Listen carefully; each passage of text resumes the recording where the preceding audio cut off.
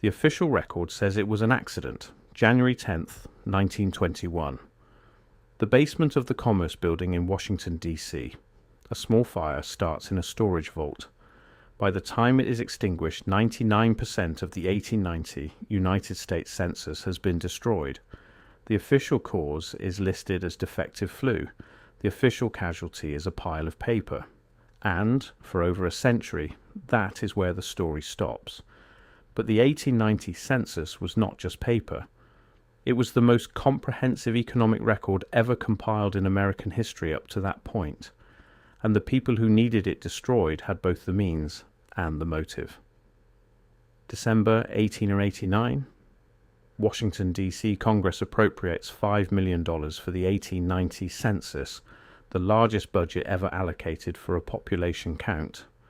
This is more than double the cost of the 1880 census. The money funds something unprecedented. For the first time, the Census Bureau will not just count people, it will map the entire economic structure of the country. Every farm, every factory, every business, every mortgage, every debt, every acre of land and who holds the title, every loan and who holds the note. The superintendent appointed to oversee this operation is Robert P. Porter, a journalist with close ties to industrial interests and the Republican Party. He is not a statistician. He is not a demographer. He is a newspaper editor from the Philadelphia Press who built his career advocating for protective tariffs that benefited manufacturing monopolies. Before his appointment, he served as an expert on tariff policy for the McKinley campaign. He has no background in census methodology, but he has extensive connections to the very industrialists whose economic activities this census will document.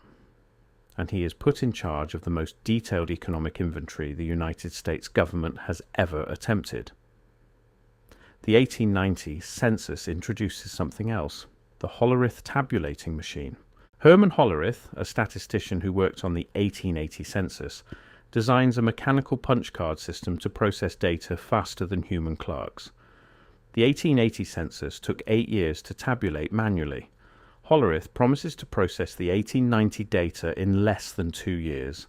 Each person's information is encoded onto a card roughly the size of a dollar bill. The cards are fed through a machine that reads the holes punched in specific positions and tallies the results electronically, using a system of pins, mercury cups, and electromagnetic counters. This system does more than count. It correlates, it cross-references, it can run complex queries that would take human clerks months or years to complete. It can answer questions like, how many Irish immigrants own farmland in Wisconsin? How many black sharecroppers are still working land in Georgia 25 years after emancipation? How many Chinese workers remain in California despite the Exclusion Act of 1882? How much mortgage debt is held by farmers versus urban property owners? Which banks hold the majority of agricultural loans? The machine makes these questions answerable in hours instead of months. And that capability makes certain people very nervous. Because for the first time in American history, you can prove economic concentration with government data that is both comprehensive and verifiable. By 1893, the results start coming in. The census reveals that over 71% of the nation's wealth is concentrated in the hands of 9% of the population. But it goes deeper than aggregate statistics. It documents the exact locations and ownership structures of every major industrial monopoly. It shows that John D. Rockefeller's Standard Oil controls 90% of the nation's refining capacity and lists every subsidiary, every shell company, every holding structure. It maps the railroad networks owned by Cornelius Vanderbilt, Jay Gould, and James Jay. Hill, showing not just the track miles, but the land grants, the bond structures, and the interlocking directorates that connect the railroads to the banks that finance them. It documents Andrew Carnegie's steel empire down to individual blast furnaces and the immigrant workers who operate them. It tracks J.P. Morgan's banking network and the corporate boards where his partners sit. For the first time, you can see who owns what, where the money actually goes, and how many layers of corporate structure separate the public face of a company from the men who control it. And for the first time, you can prove it with government data that carries the weight of federal authority. Now let me address the fire itself. The official story is clean and simple. A defective flue causes a fire in the basement of the Commerce Building on January 10th, 1921. The flames spread to the storage vault containing the 1890 census schedules. The fire department responds. They extinguish the blaze. But by then, 25% of the census has been destroyed by fire, and 75% has been destroyed by water damage from the firefighting efforts. The only records that survive are a few statistical abstracts and the complete set of enumeration maps. The raw data, the individual schedules showing who owned what, is gone. Here is where the timeline becomes difficult to ignore. The fire occurs 31 years after the census was taken. The National Archives Act is not passed until 1934, 13 years after the fire. At the time of the fire, there is no legal requirement to preserve census records. There is no independent oversight. There is no fireproof vault. The census schedules are stored in a wooden building in a basement vault with, according to the official report, inadequate ventilation and a defective flue. These are not the conditions you create when you want to preserve the most valuable economic data set your government has ever produced. These are the conditions you create when you need plausible deniability. The timing is not random at all. In 1920, 1 year before the fire, the United States emerges from World War I as the world's largest creditor nation. European powers owe American banks billions. Industrial consolidation is accelerating. The war has made fortunes for steel manufacturers, arms producers, and financial institutions. The 1890 census, if it still existed in usable form, would show exactly how those same interests looked 30 years earlier. It would map the origins of the monopolies that now control entire industries, and it would do so with data collected before those monopolies had the political power to prevent that kind of scrutiny. I need to be clear about something here. I spent 2 weeks trying to find a way this could actually be an accident. The official explanation is that the flue was defective, but the Commerce Building was not a neglected warehouse. It was an active government facility. Defective flues get noticed when people work in a building every day. And even if we accept that the flue was defective, we have to explain why the census schedules were stored in that particular location. The 1900 census schedules were stored elsewhere, so were the 1910 schedules. The 1880 schedules survived. But the 1890 census, the one that mapped economic power structures during the Gilded Age with unprecedented precision, was kept in a basement with a defective flue for 30 years until it caught fire. The man who might have answered these questions is Robert P. Porter, the superintendent who oversaw the 1890 census. By 1921, he has been dead for 14 years. He died in 1917, 4 years before the fire. His replacement, his staff, and anyone who understood the significance of the data in those schedules were either retired or long gone by 1921. The institutional memory has evaporated, and there is no one left to explain why such valuable records were stored so carelessly. But some records did survive. The enumeration maps survived. These maps show where census takers went and which districts they covered. They are useful for genealogists trying to trace family history, but they contain no economic data, no property ownership, no wealth distribution, no monopoly structures. The maps survived because they are harmless. The schedules burned because they were not. Here is what we know about the 1890 census that makes its destruction so convenient. It documented the transition from agrarian economy to industrial capitalism in granular detail. It showed land consolidation in the South after Reconstruction, recording not just ownership, but the terms of sharecropping agreements and debt peonage arrangements that kept formerly enslaved people locked into economic servitude.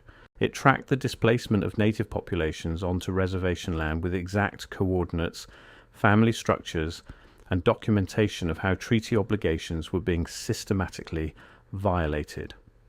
It recorded Chinese immigration and labor patterns during the height of exclusionary legislation, showing where Chinese workers actually lived and worked despite laws designed to erase their presence from the economy.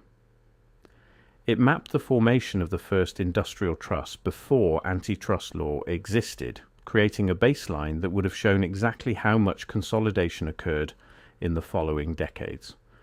It documented child labour in factories and mines with names, ages, and working conditions. It showed tenement housing density in cities like New York and Chicago, providing evidence that could have supported housing reform movements. And all of that data was cross-referenced and sortable using Hollerith's punch card system, meaning you could run queries that connected economic patterns across geography, ethnicity, industry, and time. The timing of the fire also matters in another way. By 1921, immigration restriction is becoming national policy. The Emergency Quota Act passes in May 1921, 4 months after the fire. This law establishes numerical limits on immigration based on national origin. To enforce these quotas, the government needs data on existing populations by ethnicity and country of origin. The 1890 census contained that data, but after the fire, the government has to use the 1910 and 1920 censuses instead. And those censuses show different numbers because 20 to 30 years of demographic change have occurred. The baseline shifts. The quotas are calculated using later data that reflects a different population structure. If the 1890 census had survived, the quotas would have been different. Whether that was deliberate is speculation, but the effect is measurable. The economic historians who study the Gilded Age work with incomplete records because the census burned. The researchers who map wealth inequality during industrialization work with aggregated statistics instead of raw data because the census burned. The genealogists who trace immigrant families hit a wall in 1890 because the census burned. And every single person who needed those records to understand who owned what during the most transformative economic period in American history has to work around the fact that the data does not exist. So what does it take to destroy a census? Not much if you control the building where it is stored. You do not need a conspiracy that involves dozens of people. You need access, a match, and a plausible excuse. The defective flue provides the excuse. The basement vault provides the access. And January 10th, 1921 provides the moment when no one who would object is still in a position to stop it. There is one more detail that makes me return to this story. The Hollerith punch cards that processed the 1890 census became the foundation of a company called Computing Tabulating Recording Company. In 1924, 3 years after the fire, that company changes its name to International Business Machines.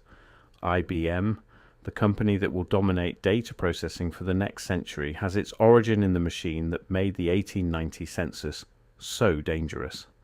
The technology that could have made economic power structures permanently visible instead becomes the property of the corporations that benefit most from keeping those structures hidden. So let me ask this plainly. Does it seem reasonable that the most detailed economic census ever compiled, stored in a government building, with no backup copies, no preservation protocol, and no oversight, just happened to burn in a fire caused by a defective flue exactly when that data would have been most useful for regulating the monopolies it documented?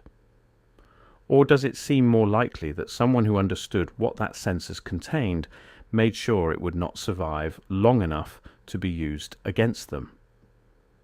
The fire happened 31 years after collection, but only 13 years before the National Archives Act would have required its preservation. The timing sits in that narrow window where the data still existed, but the legal framework to protect it did not. You do not have to believe it was arson to recognize that the result is the same. Whether the fire was deliberate or simply allowed to happen through strategic neglect, the outcome is identical. The record of who owned what during the Gilded Age is gone. The map of economic consolidation is erased, and the only people who benefit from that erasure are the people who appear on those schedules as owners, creditors, and monopolists. The official story is still the defective flue, It is tidy. It assigns blame to no one.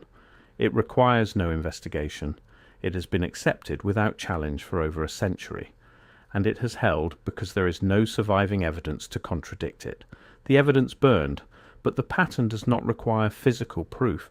It only requires you to notice that accidents always seem to destroy the records that would have made power visible. And fires seem to start, without fail, in buildings where those records are kept. And the people who lose the most when those records disappear are never the people who had access to the building.